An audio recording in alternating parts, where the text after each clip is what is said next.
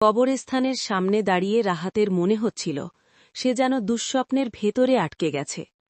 চারপাশে অসংখ্য কবর, আর প্রতিটা কবরের ওপর একই নাম, রাহাত। ঠান্ডা বাতাস হঠাৎ থেমে গেল। পুরো জায়গাটা নিস্তব্ধ। হঠাৎ এক কবরের মাটি নিজে থেকেই নড়তে শুরু করল। রাহাত ভয়ে পিছিয়ে গেল। মাটির ভেতর থেকে ধীরে ধীরে একটা হাত বের হল, তারপর আরেকটা, তারপর পুরো শরীরটা উঠে এলো। সে অবাক হয়ে দেখল ওটা ঠিক তার মতোই দেখতে।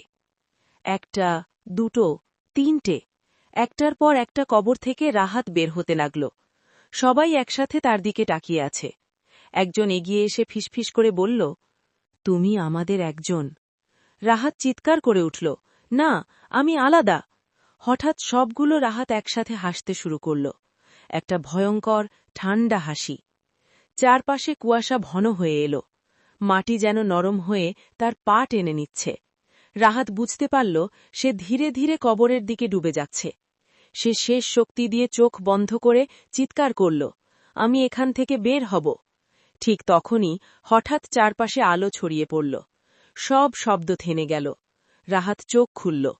সে নিজেকে দেখতে পেল নিজের বিছানায় শুয়ে আছে।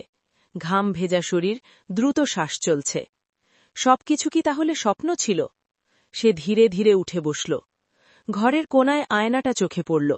রাহাত ধীরে ধীরে আয়নার কাছে গেল, নিজের প্রতিচ্ছবি দেখতে চাইল।